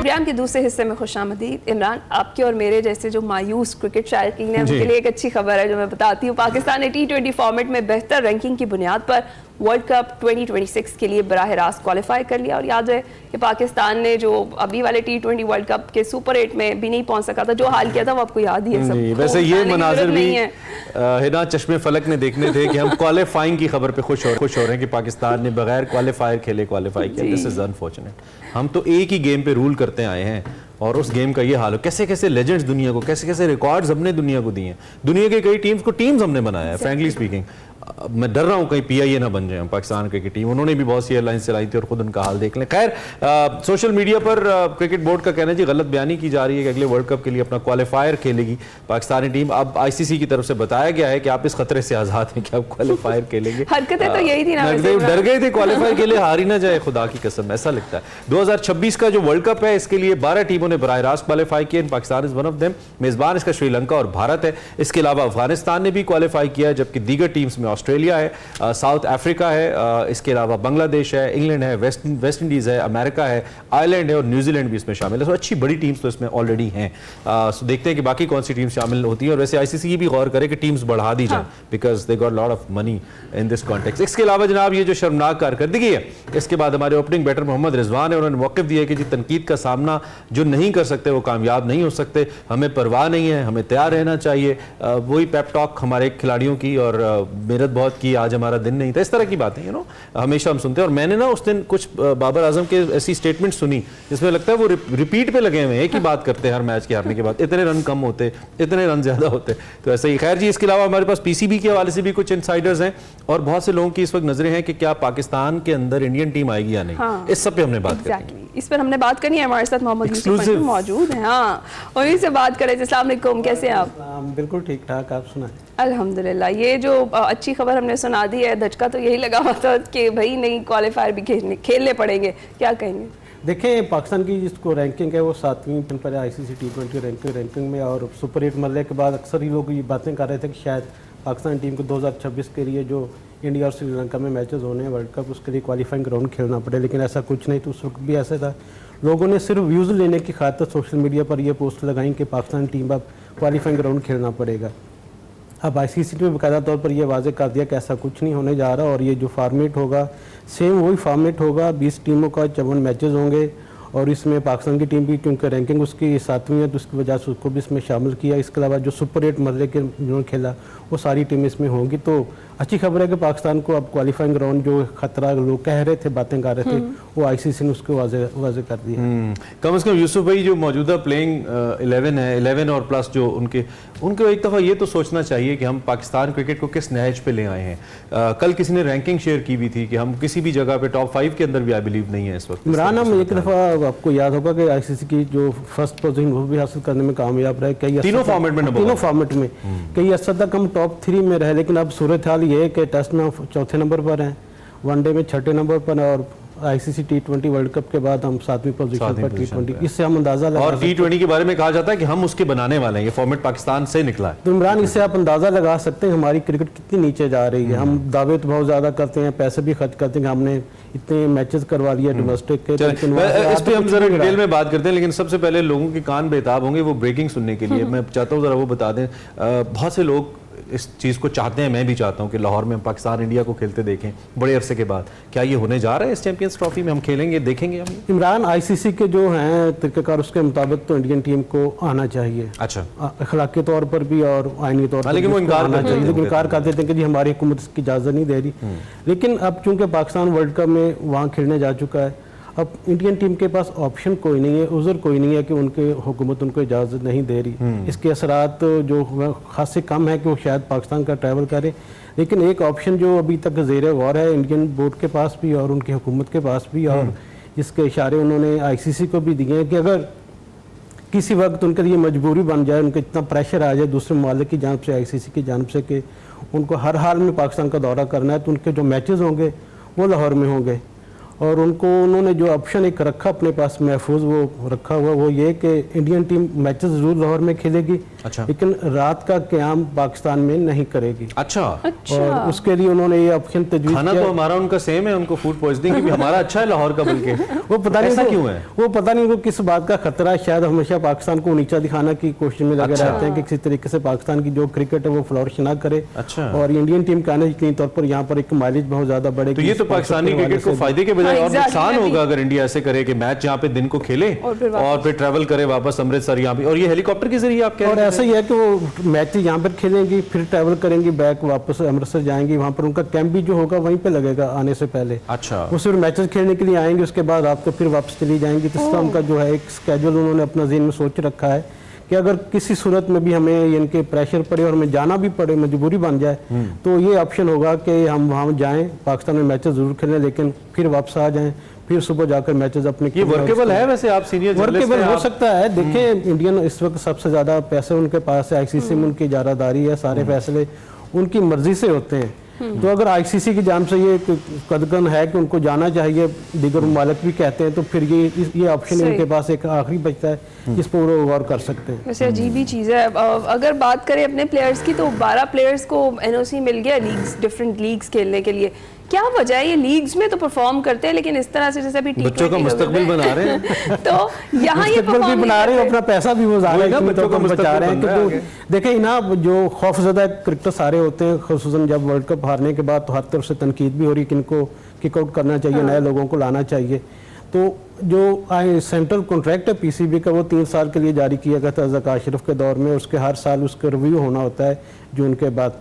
अभी 6 जुलाई को मीटिंग हो रही है PCB की, गवर्निंग बोर्ड की, जिसमें ये सारे फैसले अभी होने हैं कि किसको रखना है, किसकी तनज़ली करनी है और किसके पैसों पे कटौती। ये 6 जुलाई को फैसला हो जाएगा। 6 जुलाई को ये फैसला हो जाएगा क्या होने जा रहा है PCB के सीक्रेट डॉक्यूमेंट को खबर कोई किसी ऑफिशियल से बात उसमें देखें, ये सारा हुई है, ये रिव्यू होगा PCB की जो परफॉर्मेंस है ये क्रिकेट टीम की, वो सारा उसका जायजा लिया जाएगा कि आगे क्या लेके चलना है, हमें किस तरह टीम को लेकर चलना है। तो अभी तक जो एक सर्जरी की बातें हो रही हैं वो शायद उस तरह की सर्जरी ना हो जिस तरह की बातें सामने आई हैं, लेकिन ये कि कुछ ना कुछ तब्दीली जरूर होगी। और आप क्या एक्सपेक्ट कर रहे हैं? मैं ये एक्सेप्ट कर रहा हूँ कि इस वक्त जो सेंट्रल कॉन्ट्रैक्ट उसके मुताबिक तो आपको PSL के साथ 2 लीग खेलने की इजाजत है। अच्छा, तो ये किया जा रहा है कि 1 लीग सिर्फ होगी जिसमें उनको खेलने की इजाजत, PSL एक इंटरनेशनल होगी। और फिटनेस के हवाले से भी अब थोड़ा सा पहले काफ़ी अर्सा पहले होगा कि आपको याद होगा कि जब खेलते थे मिसबाह हक वगैरह तो फीस वगैरह, तो उस वक्त मेडिकल टेस्ट होते थे, फिटनेस टेस्ट होते हर 3 माह के बाद। फिर यह सिलसिला ख़त्म कर दिया। इसकी ऊपर जो मुखालफत वो बाबर आजम और दूसरे खिलाड़ियों ने की थी कि यार ये क्या हमसे हर 3 माह के बाद एक टेस्ट लिया जाता है, हर 3 माह बाद हमें कहते हैं फिट हो, ये क्या बात हुई? तो ये तो वो सिर्फ अपने लीग खेलने के लिए अपने उन्होंने बचा रखा था फिटनेस के हवाले से। अब वो सिलसिला दोबारा शुरू हो जाएगा कि जो लड़का फिट होगा वो टेस्ट पास करेगा, उसी को टीम अच्छा, में ये लिया फिटनेस जाएगा। सिर्फ फिजिकल नहीं होनी चाहिए। आई बिलीव पीसीबी को मेंटल फिटनेस, टफनेस के ऊपर भी ये बड़ा जरूरी है। बिल्कुल ऐसा साउथ ही है। अफ्रीकन, ऑस्ट्रेलियन, इंग्लैंड टीम्स को आप देखें, वो ज्यादा मेंटल टफनेस के ऊपर काम करते हैं कि आप एक प्लेयर मेंटली कितना स्ट्रांग है। और हम कितने स्ट्रांग है आपको पता ही है। 12 गेंदों पे 20 रन चाहिए थे, 5-6 विकेटें हाथ में थी, हार गए। हम इतने स्ट्रांग हैं क्योंकि हम पे प्रेशर था कि इंडिया के खिलाफ खेल रहे हैं। तो this is how it is. अच्छा, दूसरा ये भी बताइए आप हमें कि इस वक्त तक जो फैसले, कुछ फैसले हो गए हैं या सारे फैसलों को सीक्रेट रखा जा रहा है? देखिए, अभी तक जो सीक्रेट रखा जा रहा है, लेकिन जो PCB ने अपने इब्तदाई तौर पे उन्होंने थोड़ा सा लोगों से पूछताछ करना शुरू किया कि क्या किया जाए टीम के हवाले से। सबसे बड़ा सवाल तो कप्तानी के हवाले से है। बाबर आजम को आपको याद होगा कि सिर्फ T20 वर्ल्ड कप तक कप्तान मुकर्रर किया गया था, और उसके बाद नया कप्तान कौन होगा, क्या बाबर आजम बरकरार रहेंगे, यानी ये भी फैसले अभी होने। एक जो हमारे जराये ये कहते हैं कि बाबर आजम की जगह मोहम्मद रिजवान जो हैं वो फेवरेट हैं। जी बिल्कुल, तीनों फॉर्मेट के लिए। I believe is a good choice. तीनों फॉर्मेट के लिए एक तो अगर खुद अपना थोड़ा सा जो प्लेइंग स्ट्राइक रेट है बेहतर कर लें, देखिए उसको थोड़ा तब्दील करना उन्हें जरूर पड़ेगा। इतनी तो इस तरह जिस तरह की वो क्रिकेट खेली, इस तरह वो चल नहीं पाएंगे। बतौर कप्तान उनको परफॉर्म करना पड़ेगा, और जिस तरह उन्होंने मुल्तान सुल्तान को PSL में लीड किया है वो सबके सामने उनकी कप्तानी है। तो फैसले करने में हवाले से काफ़ी बेहतर है, क्योंकि मकबूल भी है पाकिस्तान क्रिकेटर्स में, और खिलाड़ी भी उसकी काफ़ी रिस्पेक्ट करते हैं। मेरे ख्याल में एक अच्छा फैसला हो सकता है कि अब उसको सिर्फ तीनों फॉर्मेट का कप्तान बना दिया जाए। अभी चूँकि पाकिस्तान के पास फिलहाल टेस्ट क्रिकेट है, बांग्लादेश की टीम आ रही है 16-17 अगस्त को यहाँ पे पहुँच जाएगी। उसके बाद एक मुल्तान में टेस्ट में किया जा रहा है, एक कराची में, एक पिंडी में, 3 वेन्यू है पाकिस्तान के पास। और इसमें से क्योंकि अपग्रेडेशन अभी होनी है ICC चैंपियन ट्रॉफी के हवाले से मुल्तान में, तो अब वो भी वहाँ पर एक ऑप्शन है इनके पास। इसके कराची में अब जो अपग्रेडेशन है वो शुरू हो जाएगी चंद रोज़ में। तो उसके बाद वेन्यू 2 ही बचेंगे, मुल्तान या पिंडी। ये जो BCCI उसके साथ है, BCB मिलकर इन्होंने डिसाइड करना कि ये मैचेस कहाँ पर खेले जाएँ। तो ऑप्शन तो यही है कि मुल्तान और पिंडी और कराची उसके साथ तीसरा ऑप्शन है। 2 टेस्ट मैचेस हमने खेलने बांग्लादेश के साथ, उसके बाद अक्टूबर में, सितंबर में इंग्लैंड की टीम में यहाँ पर 3 टेस्ट मैचेस के लिए आना है। तो हमारी अब जो फोकस है फिलहाल टेस्ट मैचेस में, किस तरह अपनी रैंकिंग को बेहतर बनाएं। 4थे नंबर पर इस वक्त हम हैं, उसको बेहतर करना है। बहुत सारे चैलेंजिंग है जो 6 जुलाई को जो बॉलिंग बोर्ड का इजलास होने जा रहा है। क्या हम ये भी एक्सपेक्ट करें, जिस तरह से लोग ये कह रहे थे कि खाली टीम की तब्दीलियां नहीं, इस वक्त PCB में भी तब्दीलियां जो है, बोर्ड में तब्दीलियां, देखिए अभी तक वो भी दरकार है, सिर्फ टीम में तब्दीली से कोई फर्क नहीं पड़ेगा। अभी तक तो जिस तरह मोहसिन नकवी साहब आए थे, उन्होंने दावे किए थे कि मैं ये तब्दीलियां लेंगे, लेकिन अभी तक ऐसा तो कुछ कज़ाफ़ी गिराने के अलावा उन्होंने कुछ अभी तक ऐसा कुछ नहीं हुआ। उन्हीं लोगों से मुशावरत कर रहे हैं जिन्होंने क्रिकेट का बेड़ा गर्क किया है। तो इस सूरत हाल में अगर ये सिलसिला वो जारी रखते हैं, तब्दीलियां PCB के कॉरिडोर से भी जो लोग बैठे उनमें तब्दीलियां लेकर नहीं आते, तो फिर उनके लिए मसाइल भी होंगे और इतनी तौर पर उनको तनकीद का सामना भी करना पड़ेगा। क्योंकि जब टीम जीतेगी तो उनकी तारीफ होगी, टीम नहीं जीतेगी तो लोग उनको भी बुरा भला कहेंगे कि इनके। अच्छा, आप अमेरिका में भी थे, आपने वर्ल्ड कप कवर करने के लिए आप गए थे। अनफॉर्चुनेटली पाकिस्तान का जब सफ़र समाप्त हुआ, हिंदी में कहते हैं, तो आपका भी सफ़र समाप्त हुआ साथ ही, and then you got back. How was overall vibe? I mean internationally Pakistan cricket के बहुत बड़े फैन है। अमेरिका में पहली दफ़ा हम खेल रहे थे, और मुझे बड़ा अफसोस है अमेरिकन पाकिस्तानियों के लिए। उन्होंने अपना वक्त, क्योंकि वक्त बहुत कीमती है, बाहर लोग बहुत मेहनत से अपना वक्त गुजारते हैं, टिकट भी बड़े महंगे थे, $1000 के टिकट्स लिए लोगों ने, आई बिलीव। और फिर उसके बाद ये नतीजा, क्या वाइब थी ओवरऑल? वैसे वो हम सुनते तो रहे, आप हमें अपडेट करते रहे, लेकिन जरा हमें बनफ़से नफीस बताइए क्या। देखिए, इमरान वो बहुत ज़्यादा मायूस थे, हमसे भी ज़्यादा, जो यहाँ पाकिस्तानी उनसे ज़्यादा मायूसी। अमेरिका के मैच के बाद थी या इंडिया के मैच के बाद थी? देखिए, दोनों मैचेस के बाद, क्योंकि अमेरिकन में वो रहते हैं, अमेरिकन को सपोर्ट करते हैं, लेकिन उनके जो दिल है वो यही दुआ करता है कि पाकिस्तान टीम जीते, और उसको वो सपोर्ट करने के लिए हमने बहुत से देखा कि बहुत सारे जो फैंस थे वो अपनी पाकिस्तान का झंडा लेकर भी आए थे, उन्होंने शर्ट्स भी पहनी हुई थी कि पाकिस्तान किसी तरीके से जीत जाए, और किसी के तस्वर में भी यही नहीं था कि हम अमेरिका से हार जाएंगे। तो अमेरिका से हारने के बाद अमेरिका के वो तस्वीर बहुत ज्यादा कि पाकिस्तान ये उनसे बात हार है जाएगा। वैसे। तो उनके लिए तो लकी डे था ना कि उनको एक बूस्टर मिला उससे कि यकीनी तौर पर वो आगे मजीद जा सकते हैं, और उसी वजह से उन्होंने सुपर 8 के लिए भी अपने एतमाद को बहाल के क्वालिफाई किया। उसके बाद पाकिस्तान का इंडिया से हारना तो वो तो बहुत ही हमारे लिए भी शर्मनाक था कि यार जिस तरह की सूरत हाल थी, जिस तरह लोग हमसे बातें कर रहे थे और जिस तरह वो बुरा भला कह रहे थे, हमारे लिए यकीनी तौर पर बहुत अच्छा दुख की यूसुफ भाई, बात जो क्रिकेट के अंदर जदीदियत आ रही है ना, उसके अंदर नई चीजें आ रही हैं, टेक्निक्स आ रही हैं या टेक्निकल पहलू आ रहे हैं, उसमें विकेट्स बड़ी इंपॉर्टेंट होती जा रही हैं। पहले हम जैसे जो क्रिकेट व्यूवर्स हैं, सिर्फ एक्सपर्ट्स को तो पता होता था, हम क्रिकेट व्यूवर्स इतना फोकस नहीं करते थे विकेट के ऊपर, इतना पता चला टॉस जीतना है बैटिंग करो यार पहले, इस तरह की। अब लोग विकेट्स को समझते हैं और विकेट्स की बेस पे ऑब्वियसली मैचेस होते हैं। बड़ी डिसअपॉइंटिंग विकेट्स रही हैं, सरप्राइजिंग तो मैं नहीं कहूंगा जिस तरह की, और फिर वेदर कंडीशंस भी बड़ी अजीब सी रही हैं, जिसमें कुछ मैचेस पाकिस्तान को भी उसका नुकसान हुआ। जैसे आगे चैंपियंस ट्रॉफी आ रही है या आगे वर्ल्ड कप के मैचेस 2026 में आ रहे हैं, इसमें आईसीसी की क्या स्ट्रेटजी और पीसीबी की खास तौर पे क्या स्ट्रेटजी है पाकिस्तान में विकेट्स को लेकर, क्योंकि हमारे पास भी कोई बहुत अच्छी विकेट्स तो हैं कोई। हाँ जी, तो बिल्कुल। क्या कोई सोच रहा है क्रिकेट बोर्ड इसके ऊपर कि चैंपियंस ट्रॉफी में कैसी विकेट्स हो, बड़ा टूर्नामेंट है वर्ल्ड कप के बाद? देखिए, जो वर्ल्ड कप के बाद टूर्नामेंट होगा यकीनी तौर पर पाकिस्तान क्रिकेट बोर्ड के लिए बड़ा चैलेंज है किस तरह उसको मैनेज किया जाए उन विकेटों के हवाले से। तो हमेशा जो पीसीबी के कुरेटर हैं वो काफ़ी अच्छी विकेट बनाने के लिए मशहूर हैं। उनके साथ जो आईसीसी का कुरेटर होगा वो यहाँ पर आएगा, वो विकेटों को देखेंगे, विकेटें अच्छी होंगी तो यकीनी तौर पर लोग भी आएंगे, अच्छे मैचेस होंगे, हाई स्कोरिंग मैचेस हाई होंगे, स्कोरिंग हाँ। मैचेस होंगे, जो पीसीबी उसको भी फायदा होगा और आईसीसी को भी फायदा होगा। तो पीसीबी इस हवाले से आईसीसी से राब्ते में है, उनके कुरेटर को यहाँ पर बुलाया जाएगा, विकेटें अच्छी बनाने की कोशिश की जाएंगी। ठीक, आपने विकेटों की बात की, यहाँ मैं और भी एक चीज़ का आपको बताऊं कि इंडियन टीम अब जीत जाएगी, ठीक है, लेकिन उसने ये सारी चीज़ों को कैलकुलेट किया। आपको याद होगा कि हमारी टीम ट्रैवल करती रही, बाकी टीमें ट्रैवल करती रही, इंडियन टीम डे 1 से न्यूयॉर्क में थी, वो जीतने के लिए गए। उन्होंने 10 रोज वहाँ पे पूरा क़याम किया। तो मैं यहाँ पर ये सवाल करना चाहता हूँ कि क्या पीसीबी के जो उस वक्त ऑफिशियल थे जिन्होंने आईसीसी की मीटिंग अटेंड की है, वो क्या सोए हुए थे कि उन्होंने ये नहीं देखा कि पाकिस्तान टीम को ट्रैवल करवाया जा रहा है? अगर पाकिस्तान इंडिया का मैच इतना सबके लिए अहम है तो फिर लेवल प्लेइंग फील्ड दोनों टीमों को मिलना चाहिए, माहौल भी तो वैसा दें, दोनों टीमों को आप देना कि यकसा मौके दें कि वो और पहले वो नकवी साहब अगर कर ही रहे हैं खुद का अपना एहतसाब तो अभी नहीं करेंगे, वो कहेंगे मैं नया हूं, लेकिन उनसे पूछे उन ना लोगों कि- का करें हाँ, जिनके साथ कि मुशावरत पहले आपने करें। जो टीम का ऑर्डर था वो तकरीबन उनको बिल्कुल 1.5 घंटे ठीक, की टाइम सफर खत्म पे हो था, गया। बाद में आपके कहने पर वो तब्दील किया गया। इंडियन टीम वहाँ पे करीब वहाँ रह रही थी, ठीक है, उनको मुझे फायदा thank you मिला very उसको। much, बहुत शुक्रिया, आपने बड़ी डिटेल में और एक ब्रेकिंग भी दी है इन्होंने कि अगर चैंपियंस ट्रॉफी के लिए एक क्या कहना चाहिए, ख्याल है, एक तजवीज़ इस वक्त इंडियन क्रिकेट बोर्ड के माइंड में है कि इंडियन क्रिकेट टीम पाकिस्तान आए, मैच खेले, हेलीकॉप्टर के जरिए अमृतसर चली जाए और वहीं पे प्रैक्टिस भी करे, ये एक तजवीज़ है। और दूसरा ये कि वो पाकिस्तान में आए, जैसे नॉर्मल अच्छी टीम्स आती हैं, चूंकि इंग्लैंड की टीम भी आ चुकी है, न्यूजीलैंड की टीम भी आ चुकी है, सभी टीम्स आ चुकी हैं पाकिस्तान में, तो कोई ऐसा मसला है नहीं। देखते हैं क्या सूरत हाल बनती है, इस पर आपको आगाह करते रहेंगे। यहाँ वक्त तो एक ब्रेक का।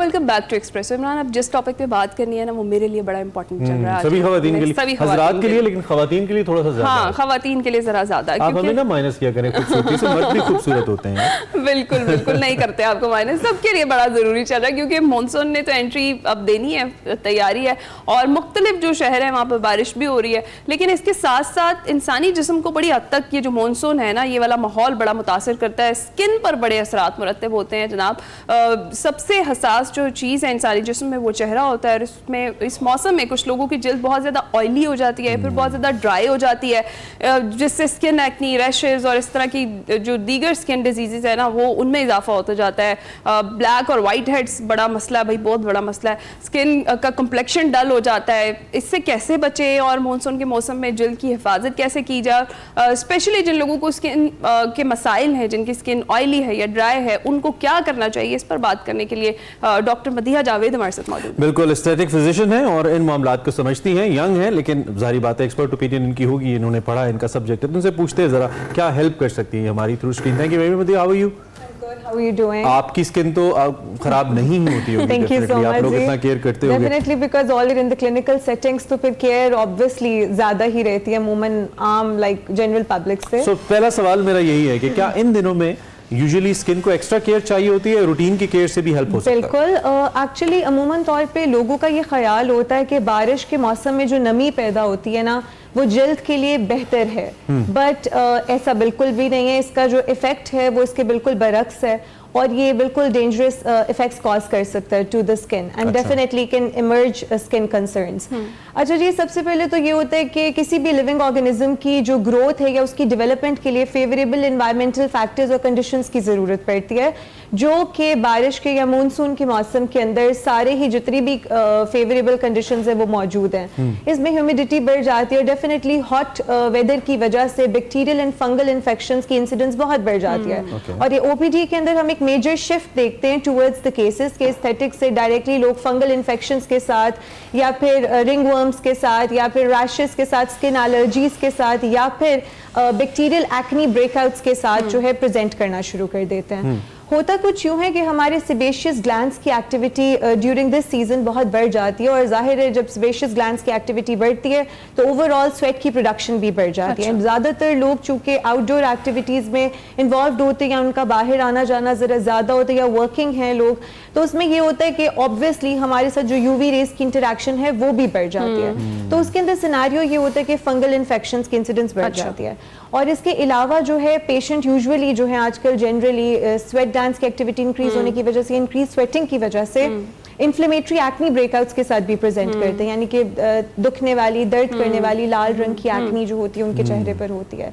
मोर ओवर जो है इसी सीजन के अंदर चूंकि स्वेटिंग बढ़ जाती है तो हाइपरहाइड्रोसिस इसे हम यूजुअली कहते हैं। तो फंगस और बैक्टीरिया के लिए जो स्वेट है वो एक बहुत ही अच्छा फूड सोर्स है। तो जिसकी वजह से जब वहाँ पे बैक्टीरियल ओवरग्रोथ होती है तो पेशेंट के अंदर से खास किस्म की स्मेल भी आना शुरू हो जाती है। तो इसका साइकोलॉजिकल इम्पैक्ट भी पड़ता है कि वो कॉन्फिडेंट नहीं फील करते like moving around in the public. तो ये सारी चीजें हैं जो इसके साथ एसोसिएटेड हैं। तो बहुत सारे ऐसे मसाइल हैं जिन लोगों को होंगे उन्हें भी नहीं पता होगा कि उनके साथ ये इश्यूज चल रहे हैं। तो ये तो सब ये हो गई ना कि इस वेदर की वजह से ये सब कुछ हो रहा है, इसकी प्रिवेंशन क्या है? अच्छा देखें, बड़ी सीधी सी बात है, दो ही चीजें हैं, एक एहतियात है और इलाज है दूसरी, राइट। तो लेकिन चूंकि हमारे पाकिस्तान के अंदर अवेयरनेस नहीं है ज़्यादा इन चीज़ों के ऊपर कि एहतियाती तदाबीर ली जाएं या प्रिवेंशन की तरफ जाया जाए या प्रिकॉशनरी मेजर्स की तरफ जाया जाए, ज़्यादातर लोग बीमार होके ही किसी डॉक्टर के पास आते हैं। So I will be guiding about a few tips इस पे कि अगर आप ये चंद एक इफेक्टिव टेक्निक्स ले लें तो इंशाल्लाह ये नौबत ही नहीं आएगी इन्फेक्शंस की लाइक होने की। तो उसमें ये चीज़ है कि सबसे पहले तो हम ये देखते हैं कि लोग पसीने में लाइक भरे पड़े हैं and then they are not even drying it off. तो उसमें रेकमेंडेड ये होता है कि आप जहाँ भी हो वहाँ पे एयर कूलर या कम से कम कोई कूलर या फिर एयर कंडीशनर का होना चाहिए या आपके पास कोई ऐसा क्लॉथ होना चाहिए जो कि आपको ड्राई कर दे उसी टाइम।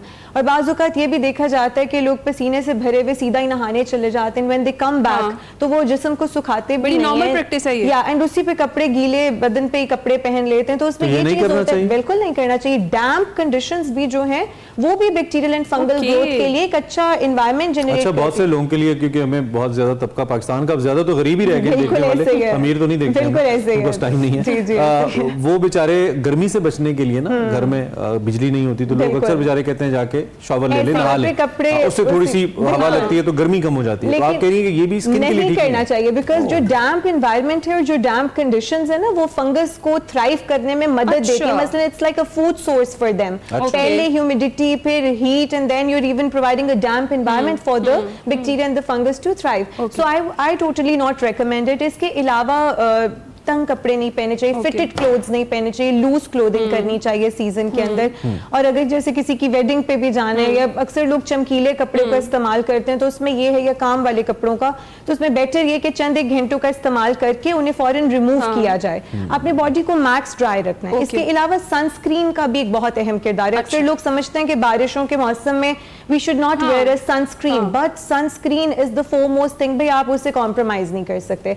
और फिर यहाँ तक कि अपने कान, नाक, अपना कोई हिस्सा, गर्दन, आपके हाथ, पैर, all exposed areas should be covered with बहुत महंगे हैं सनस्क्रीन से, बहुत महंगे। कोई देसी तरीका बताएं ना कि ये लगा ले। उसमें देखिए मेरी बात, अगर खरीद नहीं सकते बिल्कुल देखिए मेरी बात सुने, सनब्लॉक्स एंड सनस्क्रीन्स महंगे भी हैं और सस्ते भी हैं। क्वालिटी का भी डिफरेंस आ जाता है। There are very good medicated sunblocks available at very cheap prices. तो उसमें ये नहीं है कि लाइक आई यूजुअली नॉट जो है prescribe expensive sunblocks to my patients. तो उसमें ये कि बहुत अच्छे सनब्लॉक्स ऐसे हैं बट मिनिमम SPF 30 का जो है वो होना चाहिए। अच्छा, और आजकल जो हमने देखा है ना सोशल मीडिया के थ्रू बहुत सारे लोग अपने ये जो स्किन के मसाइल हैं उन्हें खुद ट्रीट कर रहे हैं। लाइक आई हैव ऑब्जर्व कि टिकटॉक पे कोई वीडियो आ गई कि ये क्रीम और ये सिरम ये आप यूज करें, जो एक्ने है ये सब कुछ गायब, और बहुत सारे लोग वो यूज कर रहे हैं। ये कितना डेंजरस है? ये बहुत डेंजरस है because I suggest this that अभी आपको पता है आजकल सोशल मीडिया का जमाना है एंड एवरीबडी यानी कि you know this PR packaging and influencers लोग इतनी चीजें देते हैं, people take money, they charge money for speaking about a brand. तो एक तो मैं इस चीज़ को बिल्कुल मैं इसके अगेंस्ट हूँ, ये होना नहीं चाहिए कि आप किसी और की स्किन के साथ प्ले कर रहे हैं किसी भी फॉल्स इन्फॉर्मेशन को स्प्रेड करके।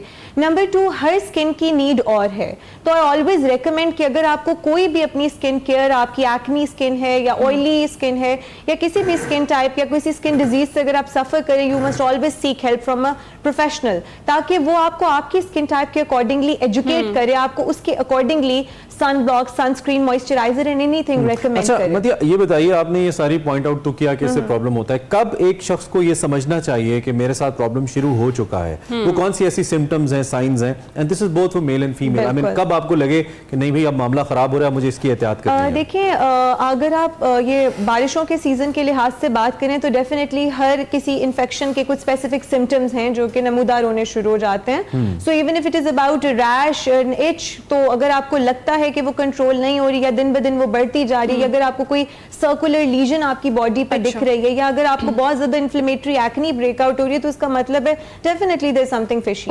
हाइपरहाइड्रोसिस की वजह से जो बैड स्मेल वाले पेशेंट है वो तो इमीडिएटली क्लिनिक में राब्ता करते हैं, because Botox is a very good solution to treat hyperhidrosis. तो कॉस्मेटिक प्रोसीजर्स ऐसे हैं जो स्वेट ग्लैंड्स की एक्टिविटी को रोक के उनकी स्वेट की प्रोडक्शन को कम कर देते हैं, तो उसमें ये यूजुअली बहुत हेल्प आउट करता है। People usually go we left with 30 more seconds. क्या लाइफस्टाइल में कोई तब्दीली, कोई एक्सरसाइज या अपने खाने में डाइटरी पैटर्न्स में तब्दीली हेल्प करती है? तो क्या क्विकली जरा बताएं। बिल्कुल, देखिए लाइफस्टाइल मॉडिफिकेशन फॉर मोस्ट चीज है। किसी भी चीज को अगर आप चाहते हैं कि you need to take care of your skin, तो आपको लाइफस्टाइल मॉडिफिकेशन करनी है। इसमें आपको बैलेंस डाइट लेनी चाहिए, फ्रेश जूसेस, वाटर इनटेक करना चाहिए, सनस्क्रीन की एप्लीकेशन बहुत मस्ट है।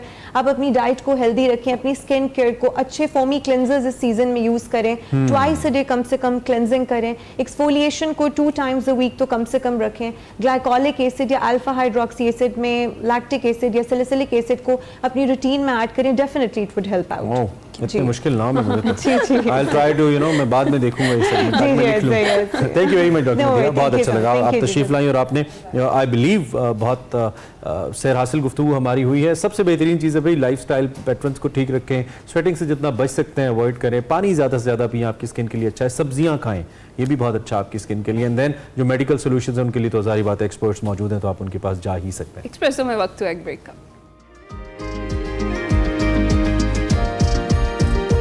Welcome back to Expresso, program के तकरीबन आखिरी हिस्से में है और एक ऐसी स्टोरी के साथ आपके सामने आए हैं जो हमारी लिए बड़ी इंटरेस्टिंग कम इंस्पिरेशनल है। एक ऐसे कॉन्वोकेशन का आपको बताते हैं जिसमें तलबा हैं, असातिज़ा भी है, मगर ये कोई यूनिवर्सिटी नहीं है। Have you heard it before? नहीं सुना होगा। ये कोई तालीमी इदारा भी नहीं है, ये कराची सेंट्रल जेल है जिसके कैदी तालिब इल्मों का एक कॉन्वोकेशन मुनक्किद किया गया। और ये आपको जो गाउन्स पहने लोग नजर आ रहे हैं ये कैदी हैं। यहाँ 200 से ज़ायद कैदी ऐसे हैं जिनको मुख्तलिफ कोर्सेज मुकम्मल करने पर एक कॉन्वोकेशन का इनेकाद हुआ, जिसमें सर्टिफिकेट्स के साथ साथ अच्छी कारकर्दगी दिखाने वाले जितने भी तलबा कैदी थे उनमें अवार्ड्स भी तकसीम किए गए। कराची सेंट्रल जेल में कैदी मुख्तलिफ उनको जो चीज़ें कराई गई इसमें IT है, ग्राफिक डिज़ाइनिंग है, इंग्लिश लैंग्वेज है, चाइनीज़ लैंग्वेज है, इसके कोर्सेज है। इसके साथ साथ म्यूज़िक, पेंटिंग्स की क्लासेस भी जारी हैं, जबकि कुरान पाक की तालीम भी वहाँ पर दी जा रही है। और ये कॉन्वोकेशन उनकी डिग्रीज या सर्टिफिकेट्स मुकम्मल होने पर मुनक्किद किया गया। और बात यही है कि जेलों में तालीम और तरबियत का ये जो काबिल तकलीद अमल है इसे जारी रहना चाहिए, ताकि जेल से निकलने वाला हर कैदी जो है वो मुआशरे का दोबारा हिस्सा बन सके। और इसी मुनासबत से आज एक्सप्रेसो में भी हमने इस काबिल तकलीद और काबिल सत्ताइश अमल को सराहा है और इसकी पज़राई के लिए हम कोशिश हैं, क्योंकि हम ऐसा कोई काम नहीं उसको हाईलाइट किए बगैर नहीं छोड़ते जनाब, जिसमें भला हो और जो इस तरह के खास तौर पर एफर्ट्स हों। तो हमारे साथ जेल सुपरिटेंडेंट करीम अब्बासी साहब मौजूद हैं, उनके साथ साथ जो कैदी हैं जिन्होंने डिग्री ली है, नुमान अब्दुल सलाम हैं और मोहम्मद आसिफ हैं, वो हमारे साथ मौजूद हैं। सबसे पहले तो करीम अब्बासी साहब, अस्सलाम वालेकुम, कैसे हैं आप? जी वालेकुम अस्सलाम, मैं बिल्कुल ठीक।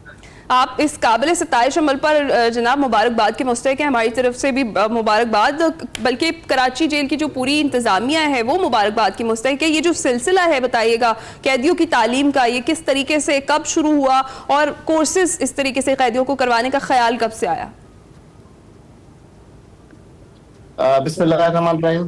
पहले तो मैं अपने डिपार्टमेंट की तरफ से ऑनरेबल मिनिस्टर साहब, IG साहब, DIG साहब और हमारी पूरी टीम की तरफ से आपका तहे दिल से मशकूर हूँ कि आपने हमें कवरेज के लिए टाइम दिया है।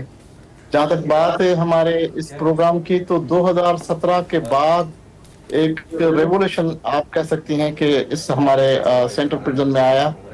हमने ये स्लोगन लगाया कि जी राइफल हथियार फेंको, कलम उठाओ।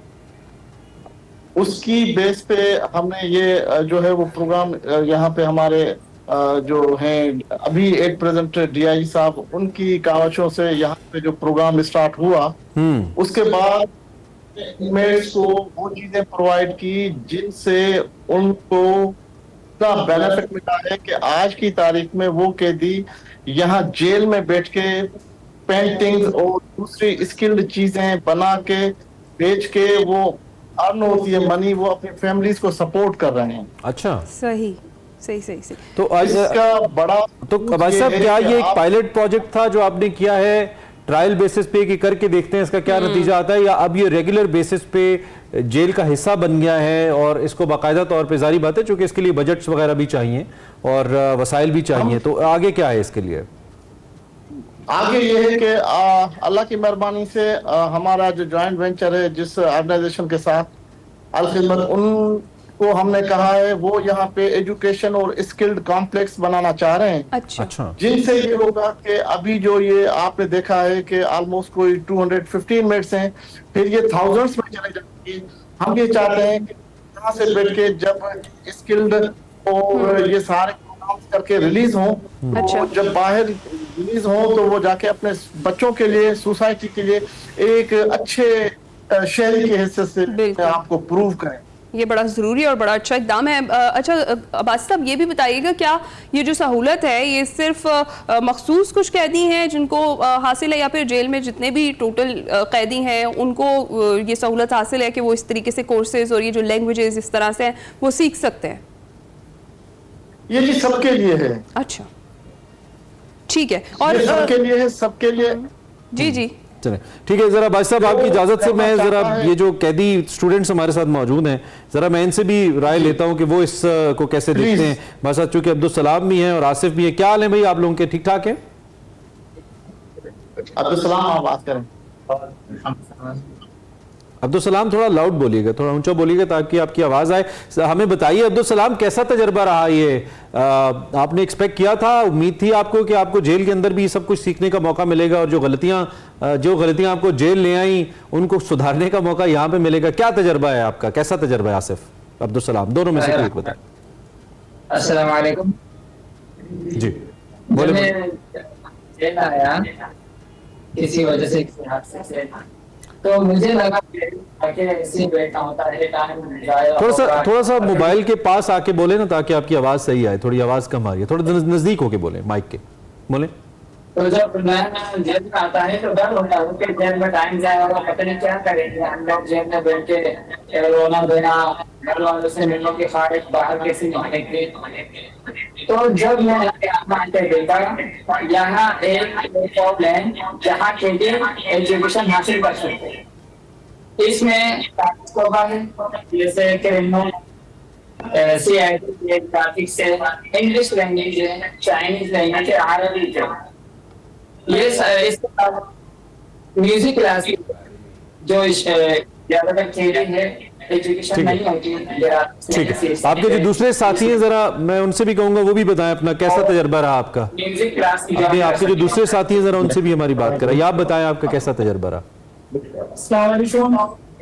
मेरा नाम आसिफ जी आसिफ, और मैं जिनको कुछ तारुफ कराना चाहता हूँ कि बाहर की दुनिया में लोगों के जहनों में जो जेल के हवाले से एक तारुफ है कि जेल एक बहुत बुरी जगह है जहाँ पे लोग जो ना मजीद मुजरिम बनते हैं। तो ऐसा कुछ नहीं है। जेल में आने के बाद मुझे पता कि जेल में शख्स चाहे अपनी इस्लाह करना तो यहाँ बहुत बेहतरीन माहौल मौजूद है। जेल इंतजामिया का मैं बहुत मशहूर हूँ। इसमें खुसूसी थैंक्स मैं कहना चाहूँगा DIG हसन अली सहतो साहब का, जिन्होंने स्पेशली तौर पर कैदियों की इस्लाह के लिए ऐसे इकदाम किए हैं जिनमें स्कूलों का क़याम, फाइन आर्ट्स है और मुख्तलिफ एक्टिविटीज़ है जिसके अंदर उनको तालीम दी जाती है, कुरान पाक की तालीम दी जाती है, इनको इस्लामी तालीमात दी जाती है। आसिफ आपने क्या पढ़ा है? आपने कौन सा कोर्स किया? मैंने चाइनीज के अंदर टॉप किया, फर्स्ट पोजीशन हासिल की। तो चाइनीज़ में वो यूजुअली है, थोड़ा सा हमें कुछ बताइए चाइनीज़ में, हमारे नाजरीन से कहिए कि जेल में आपके साथ कैसा सलूक हो रहा है, ज़रा चाइनीज़ में कुछ कहिए अच्छा सा। सुनिए, अभी चाइनीज का हमने बेसिक पे इम्तिहान पास किया है, कोई और एक लफ्ज़ कोई लाइन याद किए तो हम थोड़ा बहुत तारीफ कर सकते हैं चाइनीज में। जैसे अगर हम किसी से कहना चाहते हैं कि आप कैसे हैं तो निहाओ, और अगर हम आपसे नाम पूछना चाहते हैं तो नीदा शमामिज, अगर मैं अपना नाम बताना चाहूँगा वाचा वासिफ। ठीक है, चलें अब आप जरा वापस वहीं पे बैठ जाइए जहाँ पे पहले थे, ताकि आपकी स्क्रीन हमें अच्छी मिल जाए। और हम अब्बासी साहब से जरा फाइनल कमेंट। अब्बासी साहब, अच्छा प्रोजेक्ट है, अप्रिशिएट करने के काबिल है और काबिल तारीफ है। अब हमें थोड़ा सा मुस्तकबिल का प्लान बताइए, क्या अल खिदमत फाउंडेशन के साथ मिलकर आप इसको आगे लेकर चलेंगे, क्या प्लान है आपके? जी थैंक यू। हम ये चाहते हैं कि यहाँ पे जो हमने इस्लाह घर, इसको सेंट्रल प्रिजन को इस्लाह घर करेक्शन फैसिलिटी के तौर पे हमने इसको इंट्रोड्यूस करवाया है। हम चाहते हैं कि ये जो प्रोग्राम है इसको हम आगे लेके चलेंगे। और इस स्किल प्रोग्राम में आपको ये बात बताता चलूं कि यहाँ से बाय द ग्रेस ऑफ अल्लाह रब्बुल इज्जत ऐसे इनमेट्स जो चाइनीज के रिलीज हो गए हैं, उनको सिंध टेक्निकल बोर्ड ने जो सर्टिफिकेट दिया था उसके बेस पे उन्होंने सीपेक में अप्लाई किया, और आज की तारीख में अल्लाह के करम से वो सीपेक में जॉब्स कर रहे हैं। अच्छा, good, very good, very good. ये बहुत अच्छा इकदाम है, हम बहुत अप्रिशिएट करते हैं। थैंक यू वेरी मच, आपने हमें ज्वाइन किया। करीम अब्बासी साहब, जेल सुपरिटेंडेंट कराची, और इनके साथ साथ जो कैदी साहिबान हैं, इसमें आसिफ हैं, अब्दुल सलाम हैं, बहुत सारी जेल्स के लिए, जेल सुपरिटेंडेंट्स के लिए, और IG जेल जो है मुख्तलिफ सूबों के, मुख्तलिफ ज़िलों के, उनके लिए भी बड़ी इंस्पिरेशनल ये स्टोरी है। आप भी अपनी अपनी जगहों पर एहतमाम करें, अल खिदमत को रीच आउट करें, या और ऐसी अच्छी तंजीमों को रीच आउट करें, वो तंजीमें जेल को रीच आउट करें, ताकि ये लोग जो अपने किसी गुनाह कसूर की वजह से, जुर्म की वजह से कैद काट रहे हैं, वो पॉजिटिव हो, उनके लिए अच्छा इस्लाह का अमल हो, और वो लोग दुरुस्त होकर माशरे का एक बेहतर हिस्सा बन सके। ये बड़ी अच्छा इनिशिएटिव है। बिल्कुल ऐसा ही। एक्सप्रेसो में आ वक्त हुआ एक ब्रेक का। Welcome back. प्रोग्राम का आखिरी हिस्सा है और अब बात करते हैं भारतीय ओपोजिशन लीडर राहुल गांधी की, जो कि मकबूलियत में जिनकी मुसलसल इजाफा हो रहा है। पहले से इंतखाबात के अंदर भी उनकी कारकर्दगी अच्छी रही। कल पार्लियामेंट में उन्होंने बाकायदा जो बाज़ाबिता पहली तकरीर की बतौर ओपोजिशन लीडर, इसमें उन्होंने न सिर्फ कुरान पाक का हवाला दिया बल्कि दुरूद पाक भी पढ़ा नबी करीम सल्लल्लाहु अलैहि वसल्लम की ज़ात अक़दस पर, जिस पर जो वहाँ पे इंतहा पसंद जुनूनी हिंदू थे उनको ये बात कुछ अच्छी नहीं लगी। ज़रा वो बाइट सुनिए, फिर इस पर थोड़ा बताते हैं आपको।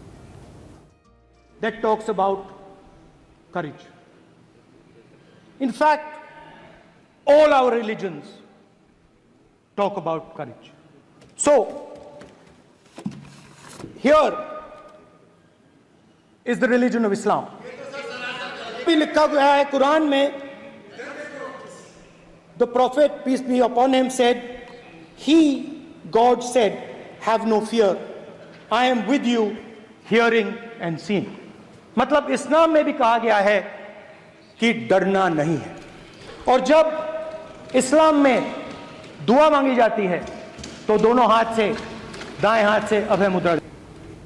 राहुल गांधी ने अदम तशद्दुद की बात करते हुए नबी करीम सल्लल्लाहु अलैहि वसल्लम की ज़ात मुक़द्दसा और कुरान करीम की आयत की जानिब रेफर किया कि इस्लाम अदम तशद्दुद की बात कर रहा है, फेयरलेसनेस की बात करता है, by having a faith in Allah Karim. बड़ा ज़बरदस्त था ये हवाला, और इस मौके पर जो दुनिया की अजीम हस्तियाँ हैं उनके हवाले से वो बात कर रहे थे। And then he obviously talked about the greatest leader in the world, नबी करीम सल्लल्लाहु अलैहि वसल्लम। तो इस पर जो बीजेपी के रहनुमा थे उनको ज़रा ये बात बुरी ऑब्वियसली अच्छी नहीं लगी। जब इस्लाम की इज़्ज़त की बात होती है तो उनको अच्छा नहीं लगा, लेकिन वी अप्रिशिएट, और इस किस्म की अदम तशद्दुद की बातें, और इससे बेहतरीन मिसाल तो कोई हो नहीं सकती अगर आप दे रहे हैं उसवा हसना की, तो बहुत ज़रूरी है, दी जानी चाहिए। किसी को बुरा लगता है तो लगे, लेकिन इसमें कोई शक नहीं कि सबसे बेहतरीन सबक आप नबी करीम सल्लल्लाहु अलैहि वसल्लम की ज़ात मुक़द्दसा में ही और कुरान करीम में ही मौजूद है। बिल्कुल। इसके साथ ही प्रोग्राम का वक्त खत्म हुआ। आपसे मुलाकात होगी कल। अपना ख्याल रखिएगा, फीडबैक जरूर दीजिएगा। अल्लाह हाफिज़।